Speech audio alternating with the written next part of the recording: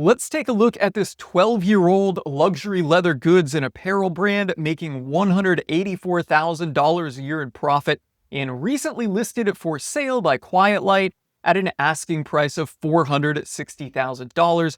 That is a 2.49x valuation multiple. I'm going to go through this business listing here, pick out the key details, and then go back and kind of flesh out the key details and share what I like, don't like, what you might want to consider, and ultimately my take on this business's valuation as someone who has started, acquired, sold a handful of online businesses. All right. So let's jump into this one here. Right from the title, we can see it's 12 years old. It has a 35% SDE margin and a 5x return on ad spend and a 39% repeat purchase rate. All mostly good things there. It's doing revenue of $519,000 per year, and that's generating the income of $184,000 per year. It was founded in Australia in 2013. The business has become a premium leather accessories brand committed to sustainable craftsmanship and timeless design. The company creates full-grain, vegetable-tanned leather bags, wallets, and belts, and travel essentials that bridge the laid-back coastal aesthetic of Australia and California with elevated daily utility. They are selling via D2C and supported by wholesale stockists. I've actually never heard that word, stockists. The business emphasizes quality over trend with a message anchored in eco-certified leathers, ethical manufacturing, and a buy less, buy better ethos. The brand's products are high priced, high margin, and very popular. Here's that 39% repeat purchase rate and thousands of 5-star reviews. The seller acquired the brand in October 2024, taking the opportunity to streamline the business by reducing bloated ad spend and making operational efficiencies, significantly improving the margin to 30% plus SDE, and time required fewer than 5 hours per week. The business now operates out of his warehouse and fulfillment operation, which he's happy to keep in place for a new buyer. This is interesting. We'll definitely want to talk about that. With a stable operations team and low existing time requirement, there's plenty of opportunities. Growth levers include blah, blah, blah, the usual digital marketing stuff. You just got to stroke the check. And some other stuff about being the right investor in the resources. Yeah, it's a great opportunity if you have $460,000. Or is it? Let's talk about it here. Okay, so first of all, this is an e-commerce brand, as I think we all know, that sells these luxury leather goods. It seems like they market to the niche of sustainability interest in coastal surf culture living. Kind of reminds me a little bit of Hollister.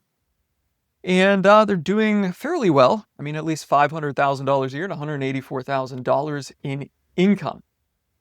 What do we like about this business here? Well, I like that it's been around for 12 years. I like the 35% SDE margins. The ROAS, I'm not sure if I like that or not. We'll talk about that in a second. And I like that 39% repeat purchase rate. I also like that it's got thousands of 5-star reviews. So that is telling me, reading between the lines, that they've achieved some level of brand, right? That there's most likely, we don't know this, and you'd want to flesh this out in due diligence, but you'd want to flesh out, or that there's most likely people seeking out this brand to buy from them directly. And how you would flesh that out once you get the name is simply by using a tool like SEMrush and seeing how much branded search traffic they had, right? So that is what I really like about it. It seems like a nice little e-commerce business here, but what do we need to consider, or what is the downside? And let's talk about this 5.0x return on ad spend, right? That's in the title because that is a good return on ad spend, assuming the business is at a certain threshold of profitability, which at a 35% margin, the math is mathing that they can acquire customers sustainably here. But reading between the lines, what that tells me when I see that number is that this business is likely heavily dependent on advertising. So as a buyer, you'd certainly want to flesh out, is this 39% repeat purchase rate legitimate? Is this 5.0x return on ad spend, maxed out? Like, can we just not scale anymore and maintain that return on ad spend? And, part of me thinks that may be the case, because the seller recently acquired the business in October 2024. So he came in, the seller, he or she came in, reduced bloated ad spend and made operational efficiencies and now wants to sell it, but the business is still, only doing $500,000 a year in revenue, which is relatively small for an e-commerce brand that has global reach. And they're certainly an experienced advertiser, just considering how they've got the return on ad spend here in the title. And they talk about the seller reducing the bloated ad spend. The seller is certainly experienced with digital marketing advertisement. So why have they not gotten the ads kicking further? I'd be really curious to see how much growth the seller added, but that's certainly something I would want to flesh out. Is this return on ad spend is this 39% repeat purchase rate truly accurate? And how much branded search traffic do they have, right? What would happen to this business if you took out the advertising altogether? And with that, could you, as the buyer, do advertising better than the seller? If this was an experienced e-commerce business operator, which it seems like it is, I also didn't point out, when I was just talking about the business now operates out of his warehouse, out of the seller's warehouse. This seems like an experienced e-commerce operator, right? Why have they not grown it further? It's been difficult for them, maybe, most likely.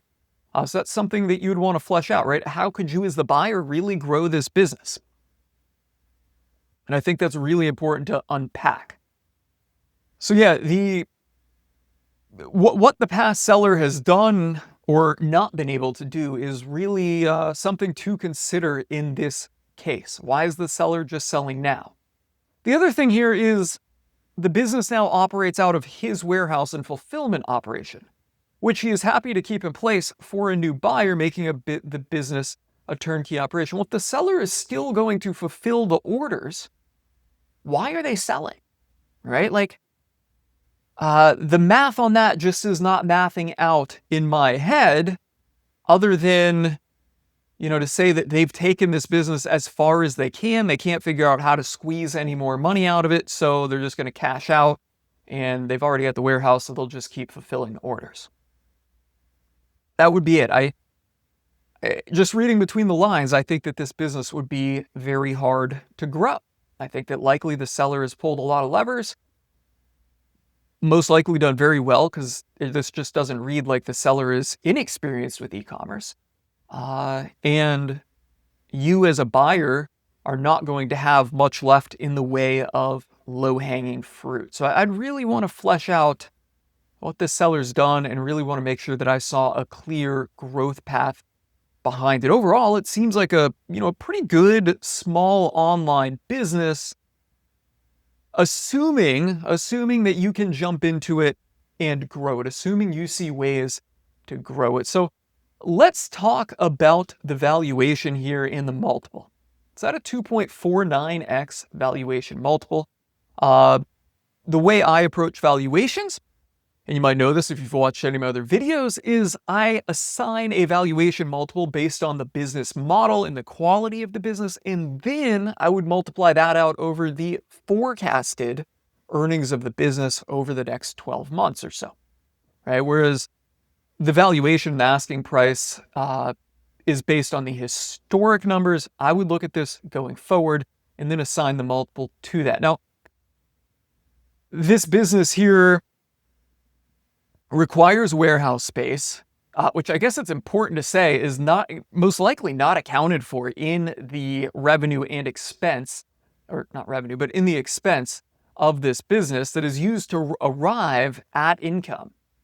I would be very curious to see how that, how that is reported. And I'm going to assume that the seller is not properly allocating or not allocating a market price to their, overall warehouse operation that it would cost, right? So to run this. So basically how I would approach this is I would try to figure out what it would cost me to get all of these items away from the seller and into a 3PL, right? And then forecast my net income with that additional expense calculated into it.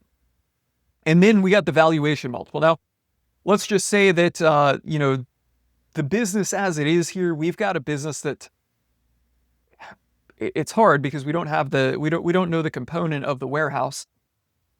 But we've got a business here that is essentially seller dependent on the warehouse.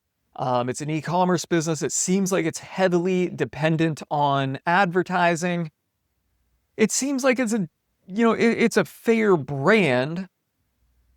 The income is likely going to be substantially lower once we were to get a 3PL in there, and so would the warehouse. All right, so all things considered, I think a 2.5 valuation multiple is fair, but that would be on the income going forward. If the business already had a 3PL in place and it had proven profitability at a margin of 35% with those expenses considered, then this would be a 3.5 to 4x business. But yeah, considering the fact that we don't really know what the margin even is, it's all hypothetical. After accounting for a 3PL here, I think even a 2.5 might be a little lofty, but we'll roll with that, right? And if we say that getting a 3PL in place, let's just say it's going to cost 10% of the revenue. So we'll do 519 times 0.1, right? $51,900 minus 184. This business is making $132,000 after you get a 3PL in place. Multiply that by the 2.5. I think this business is more fairly priced and realistic to transact at a $330 valuation. That's my take on it here based on the details in the listing and some assumptions. What's your take? Are there things you feel like I'm getting wrong or missing out on or simply overlooking? Let me know in the comments below, guys. I would love to hear from you. And on that note, if you are interested in acquiring an established and profitable online business like this one that we just looked at here, you're going to want to sign up for my Acumen Wire newsletter. It's a newsletter I run where I send out online businesses that were recently listed for sale with a focus on established, profitable, and time-tested businesses like what I would acquire personally. It's acumenwire.com. I'll put a link below the video. And before I sign off, if you found this video helpful and insightful, you know the drill. Smash that like button to help me out in the YouTube algorithm. I'm calling it a wrap and signing off on that note.